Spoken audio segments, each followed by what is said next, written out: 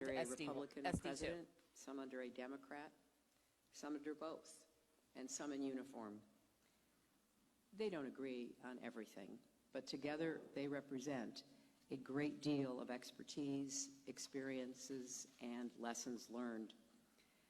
I asked them to join me for a candid conversation about some of the most challenging issues facing our country, because I believe that America's national security must be the top priority for our next president. To do that job, you need to constantly seek new information and new perspectives, test your assumptions, ask and answer hard questions. That's what today was about, and I'm grateful to these men and women for sharing their insights with me. I hope and intend that our conversations will continue because, as I've said many times, I believe in a bipartisan foreign policy. We won't always see eye to eye, but when it comes to questions of war, peace, and the safety of our country, we can't let party affiliation stand between us. We need to put partisanship aside and work together for the good of all of us. And I know we can do it. I've seen it happen under both Republican and Democratic presidents. So that will be my goal if I'm elected this fall. Today, our main conversation was, as you might expect, ISIS and other terrorist threats. We discussed how ISIS is finding ways to convince young men around the world and some young women, including in our own country, to get assault weapons or strap-on bombs and kill large numbers of people. And we talked specifically about a strategy to protect us from that threat here at home. We went into detail on what it will take to surge our intelligence to help us detect and prevent attacks before they happen. We also discussed methods to disrupt online recruitment so they stop reaching and radicalizing young people on the internet. And one of the points that many of the participants emphasized, which deserves a higher priority in a counterterrorism strategy, is the role of local governments and community leaders here at home who truly do act as our first line of defense. While we protect the homeland, though, we need to take the fight to ISIS. That means smashing their strongholds, denying them safe havens, dismantling the global network of fighters, financing, and arms that supply these terrorists, which requires working closely with our allies. It does not mean sending contingents of American combat troops to take and hold territory.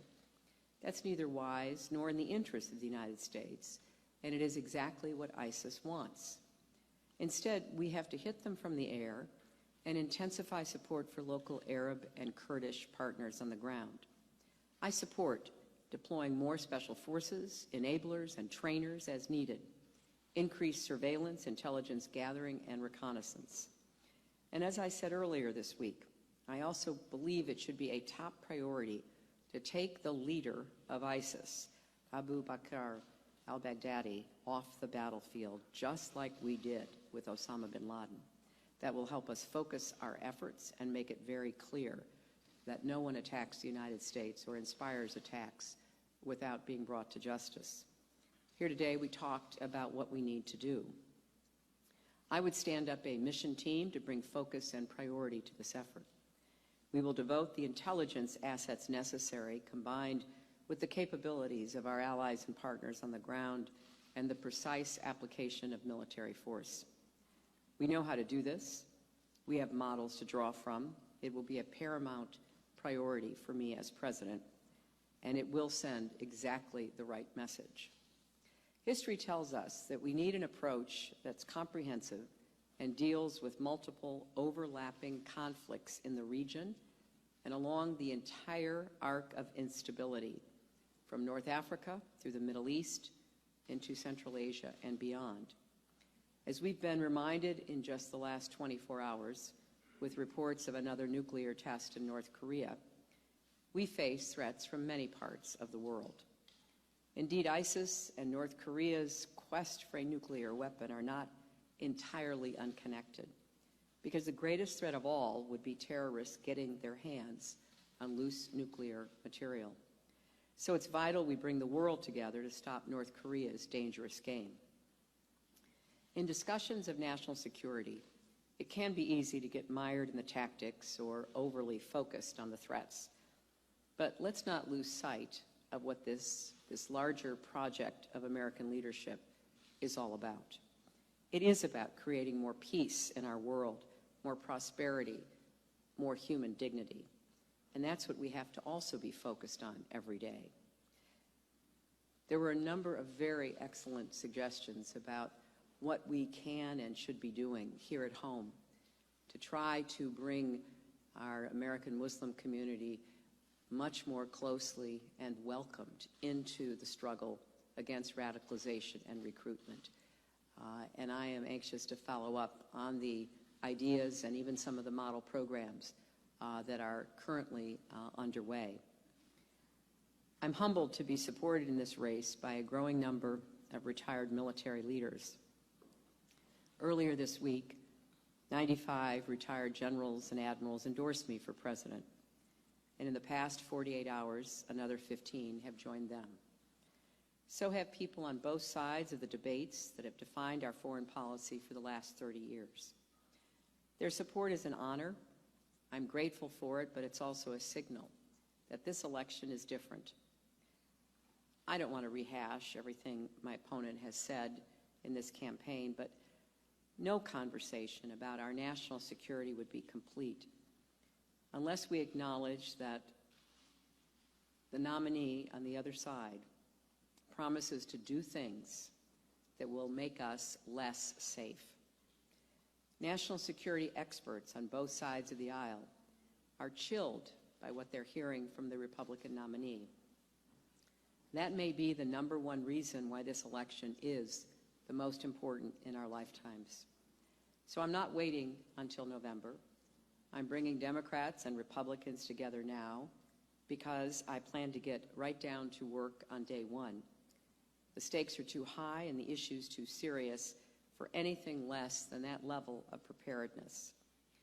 Americans should be able to count on their president and commander-in-chief to provide rational, confident, and even-keeled leadership, especially in tumultuous times like these. So I'm very grateful to the men and women I met with today, experts with a broad range of understanding and willingness to share their insights.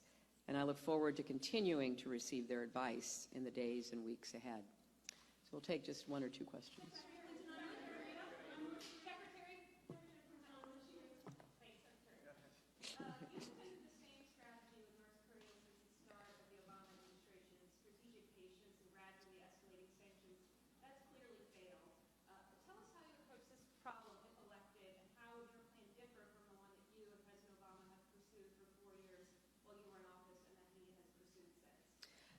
Well, Amy, I think it's clear that the increasing threat posed by North Korea requires not only a rethinking of the strategy, but an urgent effort to convince the neighbors, most particularly China, that this is not just a U.S.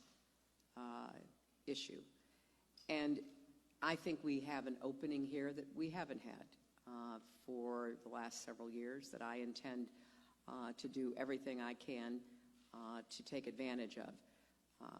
But we're also going to support and equip our allies in the region with the missile defense systems that they require to protect themselves. That is not something that either the North Koreans or the Chinese or the Russians in the region are particularly pleased about, but what is the alternative? We are not going to let anyone who is a treaty ally and partner of ours be threatened, and we are not going to let North Korea pursue a nuclear weapon with the ballistic missile capacity to deliver it to the United States territory. That is absolutely a bottom line, and if other countries want to assist us in this effort, we welcome that, and we will engage in intensive discussions as soon as possible. Secretary Clinton, you put out a statement earlier today saying that you support President Obama's call for additional sanctions on North Korea, but they've faced sanctions for years, and clearly it hasn't stopped them from moving forward on their nuclear program. So how will a few more sanctions help, and would you consider the kinds of negotiations that you pushed for with Iran? Well, the answer to the second question is yes, because we faced a similar problem in 2009. As a senator, I voted for every sanction that was put before the Senate against Iran in our effort to try to prevent Iran from moving forward on a nuclear program. It didn't stop them. They built covert facilities. They mastered the nuclear fuel cycle. They were able to acquire and put into operation a significant number of centrifuges. So our sanctions, despite our best efforts, were not enough. And although we have international sanctions against North Korea, some of which I helped to negotiate when I was there, they aren't enough either. And they aren't enough for the very same reason I was responding to Amy about. They're not enough because China has not yet made the decision that it needs to make, that North Korea poses a threat to the region and poses a threat to the kind of stable border relationship that China has always valued with North Korea.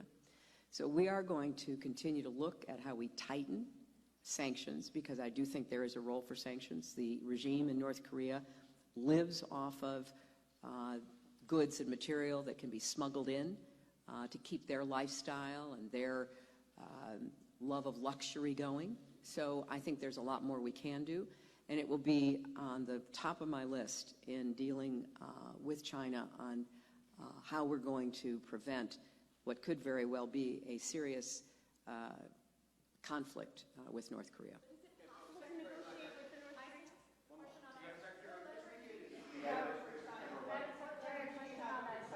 Well, Jennifer, you know, you don't talk about leverage until you actually produce leverage. And I believe that we do have leverage with China, and I believe, based on my extensive discussions when I was Secretary of State, that there's even a conversation starting within China about how to handle the changes in the North Korean regime. China has no interest in seeing the kind of buildup which we are going to be doing. And I will stress this and underline it. We will not leave our friends and allies unprotected. And we will do everything we can to put in the most effective missile defense system against anything that North Korea does. Chinese are not happy about that. We have a lot of leverage, and we're going to exercise that leverage, and we're going to put together the kind of negotiations that I think can lead to a beginning of containing and controlling the behavior of the North Korean government, which has the danger of affecting everyone, including China. Thank you all. Thank you all. Secretary Clinton, do you have a response to Donald Trump appearing on Russian-funded television?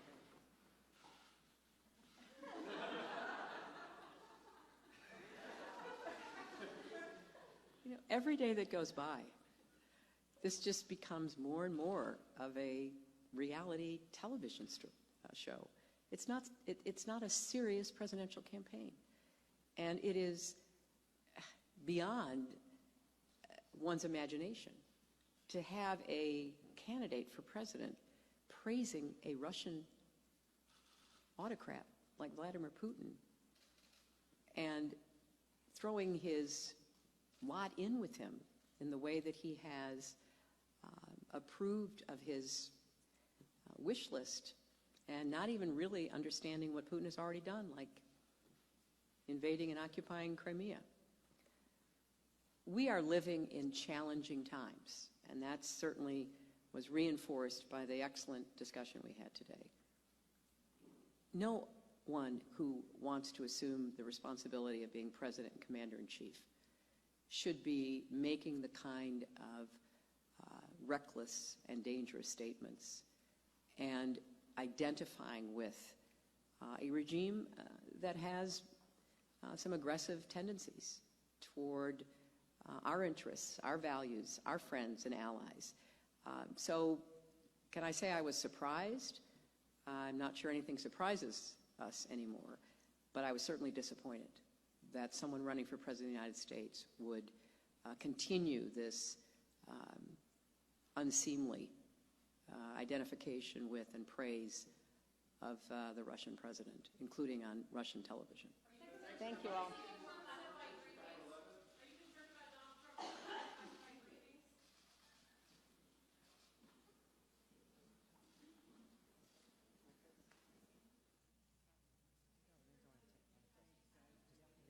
I want to make sure that he, hey, can you hear?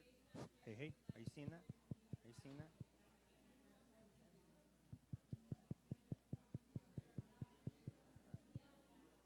Hey.